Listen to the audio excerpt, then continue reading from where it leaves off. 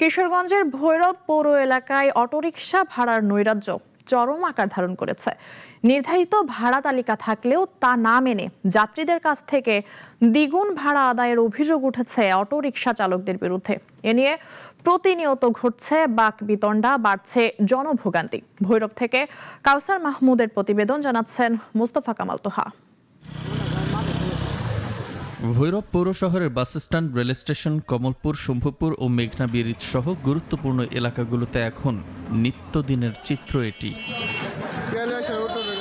ভাড়া নিয়ে যাত্রী ও অটোরিকশা চালকদের এই বাকবিতণ্ডা যেন থামছেই না। স্থানীয়দের অভিযোগ, পৌরসভার নির্ধারিত ভাড়া তালিকা থাকলেও কোনো গাড়িতেই তা ঝুলানো থাকে না। ফলে একই দূরত্বের জন্য ভিন্ন ভিন্ন চালক ইচ্ছে মতো ভাড়া দাবি করছেন।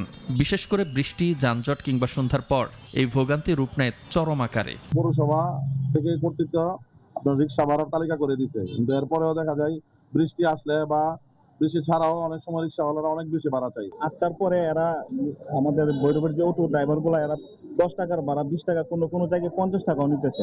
তবে চালকদের দাবি ভিন্ন। তারা বলছেন, বর্তমান বাজারে দ্রব্যমূল্যের ঊর্ধ্বগতির পাশাপাশি ব্যাটারি, চার্জিং ও যন্ত্রাংশের দাম বৃদ্ধিতে পরিচালন ব্যয় অনেকটাই বেড়েছে। ফলে পুরনো ভাড়ায় জীবিকা নির্বাহ করা তাদের জন্য অসম্ভব হয়ে দাঁড়িয়েছে। এই লাস্টাজি পরিস্থিতির মধ্যে এই লিস্টটা চলাচলের মধ্যে অনেক কষ্ট হবে। যে ভাঙা আমরা তো দেখছি না, আর হচ্ছে পানি জমা। সচেতন মহলের মতে, নিয়মিত তদারকি ও কার্যকর মনিটরিং এর অভাবেই এই বিশৃঙ্খলা। তবে যাত্রীদের ভোগান্তি কমাতে এবং ভাড়া তালিকায় শৃঙ্খলা ফেরাতে কাজ শুরু করার কথা জানিয়েছে প্রশাসন। অটোরিকশার যারা চালান আর কি, সেই চালকদেরকে আমরা একাধিকবার সতর্ক করেছি, কিন্তু যেহেতু কাজ হচ্ছে না, আমরা এরপরে আসলে অ্যাকশনে আমাদেরকে যেতে হবে। তো আমরা সেই অ্যাকশন নিব, আমরা তাদের বিরুদ্ধে ব্যবস্থা গ্রহণ করব। যাত্রী সেবা নিশ্চিত করতে কেবল কাগজে কলমে ভাড়া তালিকা নয়, প্রয়োজন নিয়মিত জবাবদিহিতা ও সময় উপযোগী তদারকি। তবেই মিলবে স্থায়ী সমাধান, এমনটাই প্রত্যাশা ভৈরববাসীর।